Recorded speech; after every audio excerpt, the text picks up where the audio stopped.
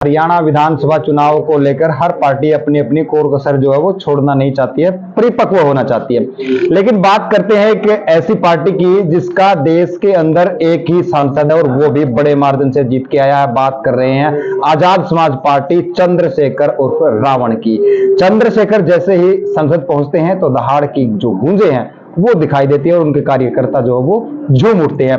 इसी तरह से हम बात कर रहे हैं हरियाणा की, तो हरियाणा के जींद जिले में आज पहुंचे हैं राष्ट्रीय कार्यकारिणी के सदस्य जो हैं वो विनय कुमार जाटव जी हैं और उनसे बात करेंगे कि हरियाणा के अंदर आजाद समाज पार्टी कहां खड़ी है, कहां देखती है, किस प्लेटफॉर्म पे है, क्या कुछ दमखम दिखाने वाली है। सीधे बात करते हैं। सर, जींद टाइम्स में पहले तो आपका स्वागत है। थैंक यू, धन्यवाद बहुत बहुत आपका। सर, जींद पहुंचे हैं और आज जो है शक्ति मंच ने आपके पार्टी के अंदर, आसपा के अंदर जो विलय कर दिया है, क्या कहना चाहेंगे? देखिए, आजाद समाज पार्टी लगातार आम जनता की आवाज़ बनी हुई है। पिछले 15 साल से आप देख रहे हैं, ये वो छुपा नहीं है। और जैसे जैसे हमारा संगठन पूरे प्रदेश में, देश में विस्तार कर रहा है, तो जो भी समाज में काम करने वाले व्यक्ति हैं, चाहे उनके अलग अलग मंच और अलग दल हो, वो हमारी तरफ अग्रसर हो रहे हैं क्योंकि उनको एक बड़ा मंच चाहिए। हमारी जो टीम है वो ना दिन देखती है ना रात देखती है। तो आज जो जन शक्ति मंच था, जिसके सुनील कुमार बामनिया जी उसके अध्यक्ष थे, उन्होंने आज अपनी पूरी टीम के साथ आजाद समाज पार्टी ज्वाइनिंग की है। हम उनका बहुत बहुत स्वागत, वेलकम करते हैं। सर, हरियाणा के अंदर आने वाले कुछ दिनों में चुनाव है, विधानसभा के चुनाव को लेकर आपकी क्या तैयारियां, क्या पार्टी किसी के साथ गठबंधन कर सकती है या फिर 90 के 90 सीटों पर अपने दमखम से चुनाव लड़ेगी? देखिए, चुनाव अभी हरियाणा में भी हैं, दिल्ली में भी हैं और उपचुनाव भी होना है। छत्तीसगढ़ में भी तमाम जो सीटों में चुनाव है या उपचुनाव है, पार्टी हर चुनाव लड़ेगी और 1-2 सीटों पर नहीं, हर सीट, पूरी सीटों पर, चाहे प्रदेश की जितनी भी सीटें हैं उन पर अपने प्रत्याशी उतारेगी और मजबूत प्रत्याशी उतारेगी क्योंकि हमारे पास एक मजबूत टीम है जमीनी स्तर पर जो काम कर रही है। और मैं बात आपको हरियाणा की बता दूं, हरियाणा में हम 90 की 90 सीटों पर चुनाव लड़ेंगे और हमारे पास चुनाव लड़ने वाले लोगों के बायोडाटा भी आ चुके हैं जो हमारी पार्टी से, आजाद समाज पार्टी से चुनाव लड़ना चाहते हैं।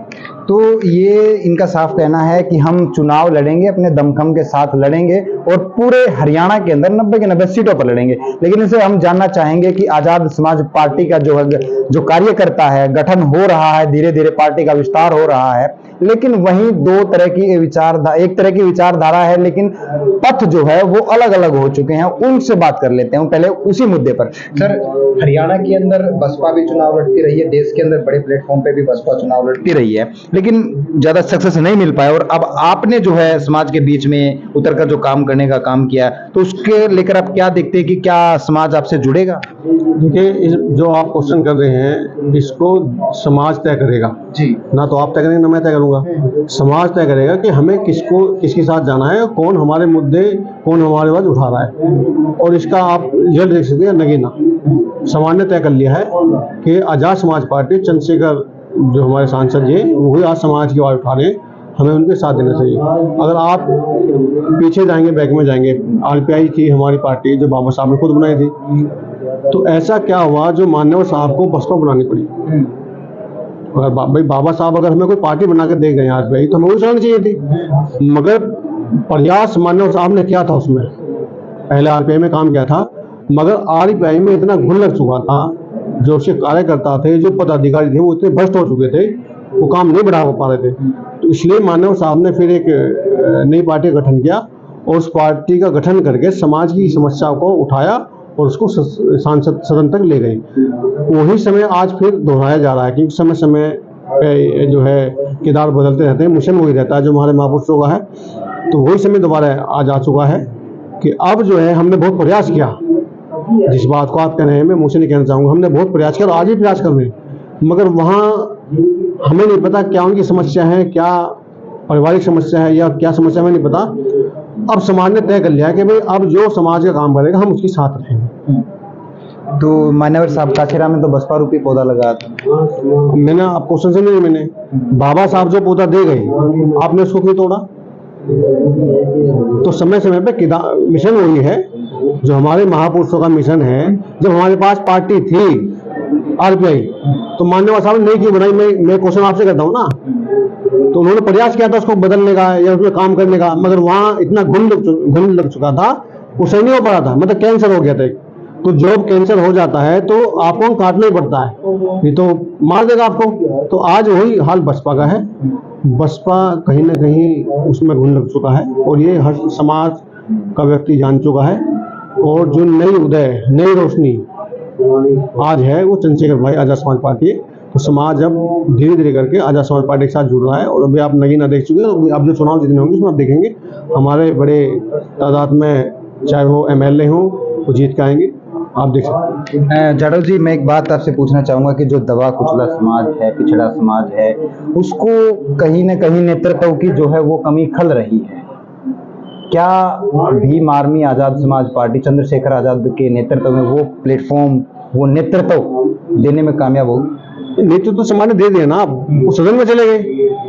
नहीं, वो नगीना की बात है, पूरे देश की बात मैं बता दे रहा हूँ। मैं देखिए, हमारे 132-33 के समथिंग सांसद हैं जो SC ST के बनते हैं, और वो सांसद सिर्फ वहाँ मूक दर्शक बनते हैं क्योंकि वो दूसरी पार्टियों के हैं, वो समाज की आवाज नहीं उठा सकते। तो आप भेज भी रहे हैं 131-32 सांसद और वो आपकी आवाज नहीं उठा रहा है, तो आप तो लावारिस हो गए ना। जो आज चंद्रशेखर आज़ाद जी सदन में गए हैं, अभी आप पिछले जब से सदन चला है अभी तो स्वागत के उसमें चल रहा है, आप देख रहे होंगे वो हर समाज के हर पहलू की आवाज को उठा रहे हैं। तो अब हमें लावारिस नहीं है। आज चंद्रशेखर आज़ाद जी 100 सांसदों के बराबर अकेले हैं। जो हमारे 100 सांसद हैं वो नकारा है, और जो हमारे चंद्रशेखर आज़ाद जी हैं वो अकेले ही पूरे समाज की, पूरे देश की, वो खाली नए नए आवाज नहीं उठाएंगे, वो पूरे देश के समाज की आवाज उठाएंगे। तो सदन में बड़ी पंचायत है, तो आप पूरे देश का मुद्दा कहीं भी उठा सकते हैं, और उठा रहे हैं। अभी उन्होंने जो पेंशन का मुद्दा था वो उठाया, होमगार्ड की भर्ती का मुद्दा उठाया, महंगाई का मुद्दा उठाया।